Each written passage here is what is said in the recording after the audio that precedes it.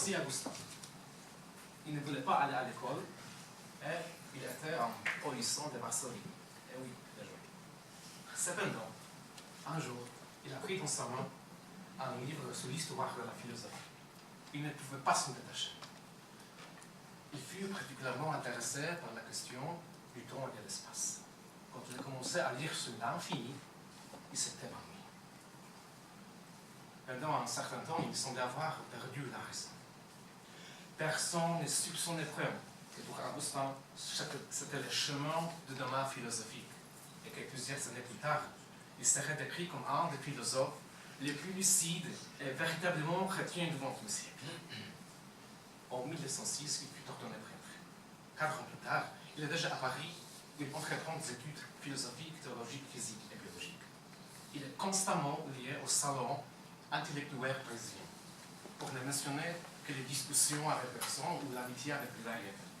Le Kubitschek également entretenait les contacts avec la diaspora polonaise et ses compatriotes.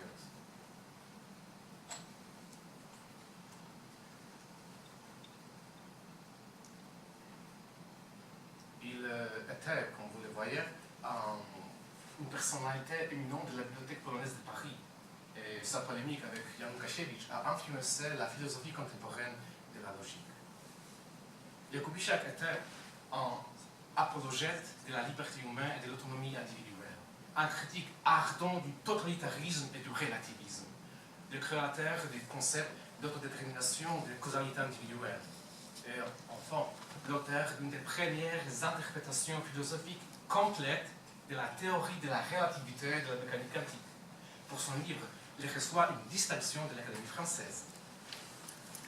Le sauvetage de l'individu consiste à se tourner vers la source de la connaissance et de la vie, de laquelle vient l'affirmation de sa liberté, disait-il.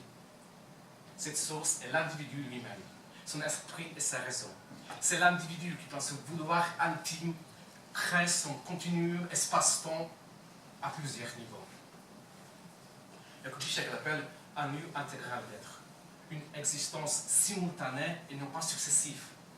L'individu est trop important pour le diviser en atomes.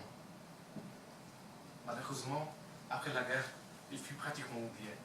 Son riche héritage, y compris des œuvres jamais publiées auparavant, a menti pendant des décennies dans les archives de la Bibliothèque polonaise de Paris.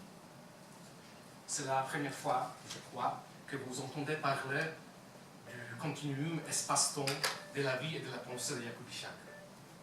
Mais ce n'est pas la dernière. Voici Augustin.